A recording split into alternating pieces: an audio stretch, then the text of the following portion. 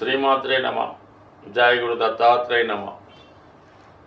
November 15వ తారీఖు నుంచి రుజుమార్గంలోకి మారబోతున్న శనిగ్రహ ప్రభావం కుంభరాశి వారి మీద ఏ విధమైన ప్రభావాన్ని చూపబోతుంది అని పరిశీలించినప్పుడు మరి గత కొంతకాలంగా ఈ కుంభరాశి వారి యొక్క స్థితి చాలా ఇబ్బందికరంగా మారడం జరిగింది.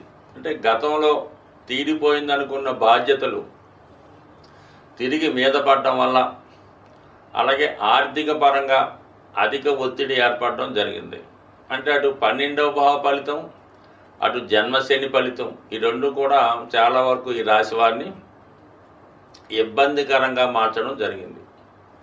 అటువంటి పరిస్థితి నుంచి మనకి ఈ నవంబర్ 15వ తారీఖు నుంచి రుజుమార్గంలోకి రావడం వల్ల కేవలం జన్మశని ప్రభావం మాత్రమే ఈ రాశి వారి మీద అక్కడ నుండి మార్చి 29, 2025 వరకు కేవలం 134 రోజులు మాత్రమే ఈ రాశి వారికి జన్మశని ప్రభావం ఉంటుంది. దాని తర్వాత 2వ స్థానంలోకి మారడంతో చాలా వరకు మరి ఈ కుంభరాశి వారి మీద ఆర్థికపరమైన ఒత్తిడి తగ్గి నెమ్మదిగా వాళ్ళు పూర్వ వైభవానికి రావడం జరుగుతూ ఉంటుంది. అంటే 5 సంవత్సరాల క్రితం ఏ విధమైన స్థితి ఉండేదో ఆ స్థితికి చేరుకోవడానికి సమయం స్టార్ట్ అవుతుంది. అంటే ఏదైనా ఓవర్ నైట్ అయితే కూడా పోగొట్టకుండా సంపాదించలేరు కాబట్టి నెమ్మదిగా మీకు మార్చి 29, 2025 నుంచి రాబోయే 2.5 సంవత్సరాల్లో చాలా వరకు వాళ్ళు తిరిగి కోలుకోవడం జరుగుతుంది. కొత్త కుటుంబం, కొత్త జీవితం, కొత్తగా ఆనందంగా సంతోషించడం జరుగుతూ ఉంటుంది. అయితే ప్రస్తుతం ఈ నవంబర్ 15 నుంచి మార్చి 29 మధ్యలో జాతకుడికి ఏవైతే గత కొంతకాలంగా ప్రయత్నం చేస్తూ దాని కొరకు ఆగిపోయి ఉన్నదో ఆ ప్రయత్నాలు ఈ సమయంలో జాతకుడికి తిరిగి రావడం జరుగుతుంది. ఒకటి ఏంటంటే మెయిన్ వివాహం. మరి చాలా వరకు ఈ కుంభరాశి వారికి 36 సంవత్సరాల దాకా కూడా వివాహానికి అడ్డంకులు ఏర్పడడం జరుగుతూ ఉంటుంది. అంటే సాధారణంగా ఏమవుతుందంటే అయితే ఎర్లీ మ్యారేజ్ అయిపోతుంది, 24లో అయిపోయే అవకాశం ఉంది, లేదంటే 26. అది దాటితే చాలా వరకు మళ్ళా మరి 35 సంవత్సరం దాకా ఇబ్బంది పడడం జరుగుతూ ఉంటుంది. చాలా రేర్ కేసుల్లో 42 కూడా చూడడం జరుగుతూ ఉంటుంది. సో దీనికి కారణం కూడా మరి ప్రస్తుతం రాశి ఉందన్నటువంటి శని భగవానుడు వాళ్ళు ఏదో జీవితంలో ఒక ఆశయం పెట్టుకుంటారు. ఏదన్నా ఏదో చెల్లెలకు పెళ్లి చేయాలి, తల్లిదండ్రులకు ఇల్లు కట్టాలి, పెద్దవారికి బాధ్యతగా ఉండకూడదు, మన డబ్బు మనమే సంపాదించి పెళ్లి చేసుకోవాలనేటువంటి ఉద్దేశంతో అటు అమ్మాయిలు అబ్బాయిలు కూడా ముఖ్యంగా వివాహాన్ని వాయిదా వేస్తూ ఉంటారు. కుటుంబం కోసం వాళ్ళ జీవితాన్ని సాక్రిఫైస్ చేస్తూ ఉంటారు. ఈలోగా వీళ్ళకి ఏమవుతుందంటే స్టార్టింగ్లో వీళ్ళు చదువుకునే సమయంలో ఏదో ప్రేమ వివాహంలో పరస్పరం లవ్ మ్యారేజ్లో చేసుకుందాం అనుకుంటారు. అయితే ఈ కుటుంబ బాధ్యతల వల్ల జాతకుడే అంటే జాతకురాలు ఆ ప్రేమను త్యాగం చేసి వాళ్ళు ప్రేమించిన వారికి అప్పుడే వివాహం జరిగిపోతుంది. వీళ్ళ మాత్రం దాని నుంచి బయటపడకుండా అదే తలుచుకుంటూ మరి మిగతా కుటుంబ సభ్యుల కోసం ఇంచుమించుగా 36, 39, 40, 42 దాకా వెయిట్ చేస్తూ ఉంటారు. సో అప్పుడు తీరా పెళ్లి చేసుకుందామంటే ఈలోగా వివాహ సంబంధాలు రాకుండా పుణ్యకాలం కాస్త గడిచిపోతూ ఉంటుంది. మరి అటువంటి వారికి మరి ఈ సమయంలో అంటే ఇంచుమించుగా రాబోయే నవంబర్ 15 టు ఏప్రిల్ నెలాఖరు అనుకుందాం పోతాయి, మార్చి నెలాఖరు లోపల మీరు ఏదైనా కొద్దిపాటి ప్రయత్నం చేస్తే కంపల్సరీగా మీకు తగు విధంగా మీకన్నా కొద్దిగా మంచి హోదా ఉన్నటువంటి జీవిత భాగస్వామి మీ జీవితంలో అడుగు పెట్టబోతుంది. కాబట్టి మరి కొద్దిగా ఈ రాబోయే సమయంలో ప్రయత్నం చేయండి. మరి జీవితంలో ఎప్పటిదాకా కోల్పోయినటువంటి విలువైనటువంటి దాన్ని మీరు తిరిగి పొందుతారు, అది వివాహం ద్వారా. దాని తర్వాత ఏంటంటే ఉద్యోగ విషయంలో కూడా చాలా వరకు ఈ కుంభరాశి వారికి 36వ సంవత్సరం వచ్చేంత వరకు కూడా ఉద్యోగంలో స్థిరత్వం సరిగ్గా ఉండదు. ఏదో చిన్న ఉద్యోగాలు చేస్తారు, మళ్ళీ మానేస్తూ ఉంటారు, కొంతకాలం వ్యాపారం అంటారు, మళ్ళీ దాన్ని ఉద్యోగంలోకి మారుస్తూ ఈ విధంగా చేస్తూ ఉంటారు. సరైనటువంటి సేవింగ్స్ కూడా ఉండవు. అటువంటి వారు ఉద్యోగంలో స్థిరత్వం కోసం తగు సమయం కూడా మీకు ఈ రాబోయే మార్చి నెలాఖరు లోపల ఏర్పడే అవకాశం ఉంది. స్థిరమైనటువంటి ఆదాయం అది ఎందుకు ఏర్పడుతుంది? దశమ భావాన్ని శని భగవానుడు రుజుమార్గంలో డైరెక్ట్గా దశమ భావాన్ని దశమ దృష్టితో చూస్తుంటాడు అనమాట.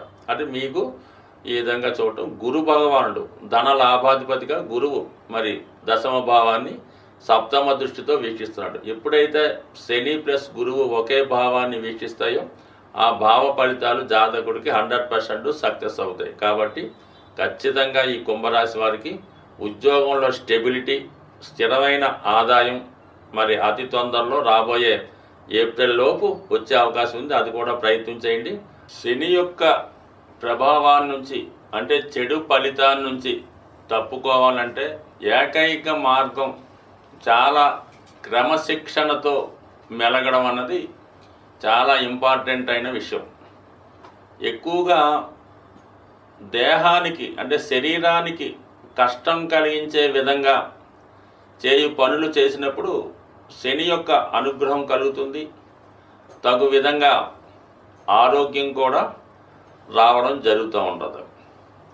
సో ముఖ్యంగా ప్రతిరోజు కొద్దిసేపైనా నడక, అలాగే చిన్న చిన్న పనులు నడిచి చేసుకోవడం వల్ల కూడా కొంతవరకు ధనం ఆదా అవుతుంది. అలాగే శరీరంలో శక్తి కూడా పెరుగుతూ ఉంటుంది.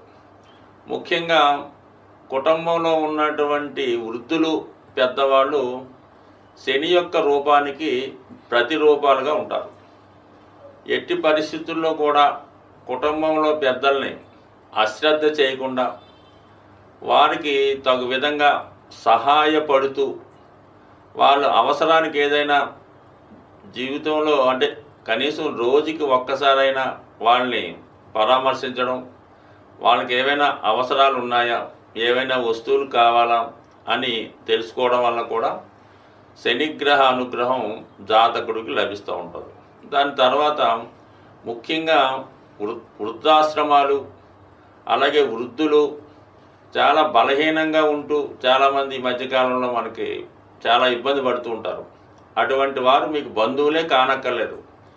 ఎవరైనా సరే వాళ్ళకి అవసరమైనటువంటి మందులు సమకూర్చడం, మీకు అవకాశం ఉంటే చాలామంది మీరు టౌన్లో తిరుగుతున్నప్పుడు మరి రోడ్ సైడ్ని వృద్ధులు నిద్రపోవడం జరుగుతూ ఉంటుంది. వాళ్ళకి ఏవైనా కప్పుకోవడానికి తగు విధంగా రగ్గులు లాంటివి కానీ ఇవ్వడం వల్ల ఈ విధంగా కూడా శని భగవానుడు మీకు ఖచ్చితంగా సహకరించడం జరుగుతూ ఉంటుంది. అలాగే క్రమశిక్షణ అనేది ఇంపార్టెంట్. ఏ విషయంలో ఉన్నా సరే పంచువాలిటీగా టైంకి అన్నీ పూర్తి చేసుకోవడం వల్ల కూడా శని భగవానుడు అనుగ్రహిస్తాడు.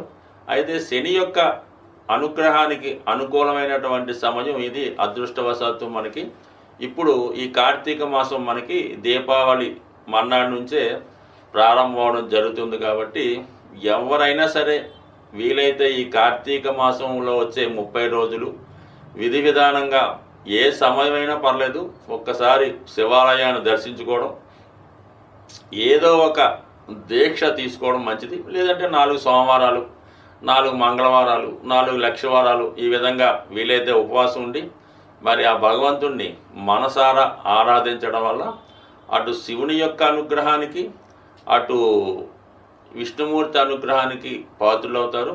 ముఖ్యంగా అది చాలా గొప్ప విషయం ఏంటంటే సామూహికంగా ఈ కార్తీక మాసంలో వనభోజనాలని ఉసిరి చెట్టు కింద భోజనాలు చేయడం జరుగుతూ ఉంటుంది. అలా వీలుంటే ఒక్కసారి మీరు కూడా ఈ ఉసిరి చెట్టు కింద మరి చక్కగా అందరితో కలిసి సహంగా భోజనం చేయడం వల్ల మీరు వీలుంటే కొంతమందికి మీరు ఇటువంటి భోజనాలు ఏర్పాటు చేయడం వల్ల కూడా ఖచ్చితంగా ఈ అనుగ్రహం మీ మీద లభిస్తూ ఉంటుంది. అలాగే ఈ కార్తీక మాసంలో లక్ష్మీ అమ్మవారికి ఈ ఉసిరికాయలు అంటే పెద్ద ఉసిరికాయలు కనీసం అంటే లెక్కతో సంబంధం లేదు, కొన్ని అమ్మవారికి సమర్పించి అవి మీ దగ్గర మీ ఇంట్లో దాచుకొని వీలైనప్పుడు దాన్ని ఉపయోగించడం వల్ల కూడా మరి లక్ష్మీ అనుగ్రహం, శివుని అనుగ్రహం ఇవన్నీ కూడా ఈ కార్తీక మాసంలో మీకు లభిస్తూ ఉంటాయి. కాబట్టి ఎవరి ఆచారాన్ని బట్టి ఎవరి అవకాశాన్ని బట్టి విధి విధానంగా ఇది పాటించండి. ఇవేమీ చేయలేము అనుకున్న వాళ్ళు కేవలం ఓం నమశివాయ అనే శివ పంచాక్షరి మంత్రాన్ని, దానికి ఏమీ సమయం అక్కర్లేదు, మాసం అక్కర్లేదు, నెల అక్కర్లేదు, మీకు ఎప్పుడు తోస్తే అప్పుడు ఈ యొక్క మంత్రాన్ని మీరు కనీసం మీకు ఎన్నిసార్లు వీలైతే అన్నిసార్లు మనసులో అనుకున్నా సర్లేదు, బయటికి అనుకున్నా పర్లేదు, ఖచ్చితంగా చేయడం వల్ల మరి ఎంత రుణ బాధలున్నా, ఎంత ఈది బాధలున్నా వాటి నుంచి ఈ శివనామ స్మరణతో 100% బయటపడడం జరుగుతుంది. స్వస్తి.